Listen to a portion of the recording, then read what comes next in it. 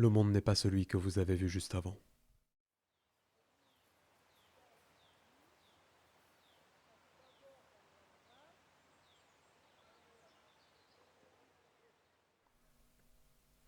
À l'heure où j'écris ce script, je vais bientôt recevoir ma première caméra professionnelle. Il s'agit de la Canon XL2 que j'utiliserai pour filmer cette vidéo. C'est une caméra qui fonctionne à la technologie mini DV, l'une des dernières, si ce n'est la dernière, à utiliser des cassettes. J'ai toujours été grand adepte de musique. Il s'agit de ma pratique numéro 1, et pourtant, je n'ai jamais su expliquer pourquoi ni comment. Mais une image, une seule, me parle toujours plus que tous les sons de la Terre. La vidéo a une connexion étrange avec nos sens. On y est toujours plongé, tête la première, par la force. On aurait presque l'impression d'y sentir, d'y marcher parfois. Ce n'est pas dénué de raison. La vidéo, c'est la représentation de la réalité telle qu'on l'aperçoit la plus fidèle qui existe, sans aucune forme de doute possible. Le dessin n'est que son ombre, la musique n'est que son ouïe. La vidéo est fidèle, la vidéo ne retrace pas, ne polie pas non plus. C'est, comme j'aime l'appeler, un enregistreur de segments de réalité brute. C'est le monde dans son état le plus pur.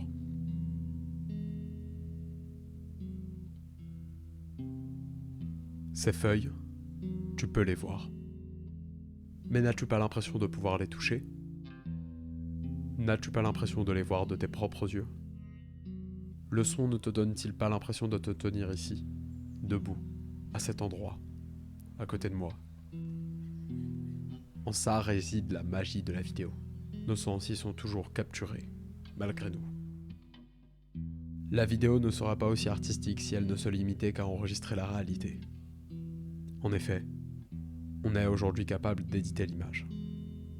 Mais surtout, ce qui fait qu'un enregistrement a une apparence particulière, c'est la caméra qui est derrière l'écran. La caméra est comme notre œil.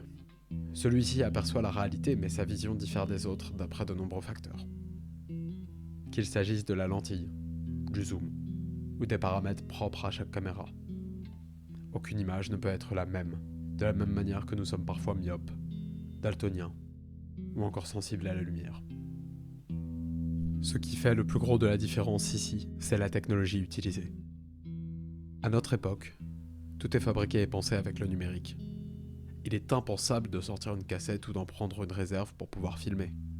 Et pourtant, 20 ans plus tôt à peine, elles étaient encore à la mode. Elles sont part de la technologie analogique.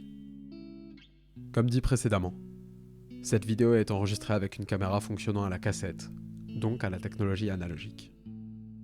Ne vous sentez-vous pas différent face à ce grain d'image plutôt que face à un autre ? En fait, ici, rien ne passe par un processus numérique d'interprétation d'image. L'analogique, c'est le fait de convertir une unité physique dans une autre. Donc ici, de translater la vision de la caméra vers une bande de cassette, une toute petite bande de papier. Tout se joue donc ici sur le physique, la minutie, la technique. Ce n'est pas une image de haute définition qui en sort, mais celle-ci a un côté viscéral en elle. Elle est authentique, visuellement captivante. C'est comme si elle était plus proche de notre vision humaine que n'importe quoi d'autre.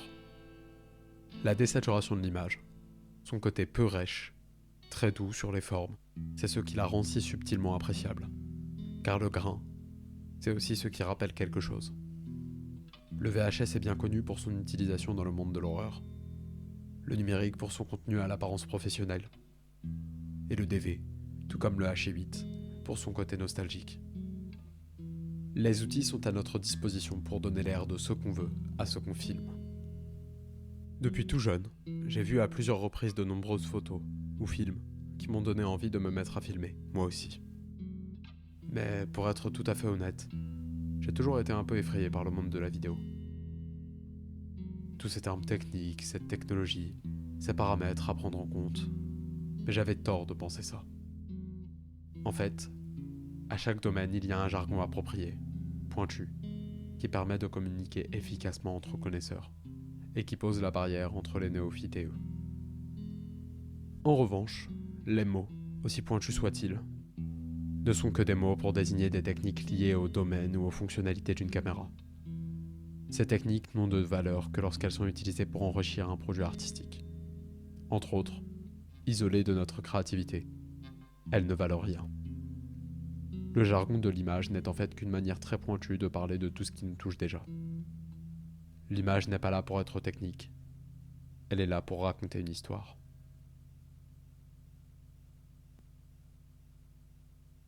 Passé mes hésitations, je profite à présent de chaque moment que j'ai pour filmer avec ma caméra nouvellement acquise. À présent, je ne peux que vous encourager à saisir votre téléphone, appareil photo ou vieux caméscope pour filmer, à votre tour. Tout filmer autour de vous. Vos meilleurs moments, vos introspections, des lieux, des balades qui vous inspirent, votre travail, éventuellement. Filmez avec sincérité. Vous pouvez même développer votre fibre artistique avec.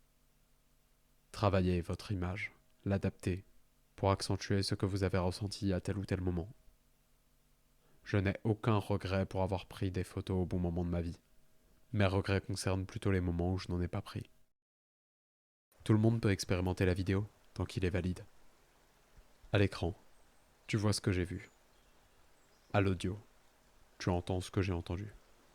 Par la force de ma simple caméra, je suis capable de te plonger dans un monde qui n'est pas le tien, dans un souvenir que tu n'as jamais eu.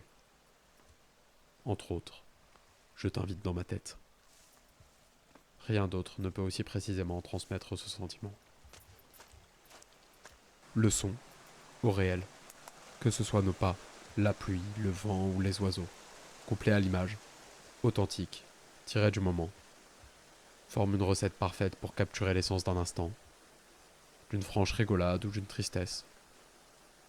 Et avec l'édition de l'image et le travail du format qui s'impose, tu as dans ta caméra un outil défiant l'espace et le temps, capable de capturer l'essence d'une vie, l'essence du monde avec son œil.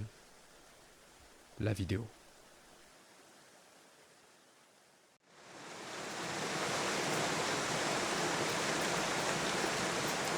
Sur ce, n'hésitez pas à respirer un bon coup d'air pur, car c'est pas mal d'être en vie.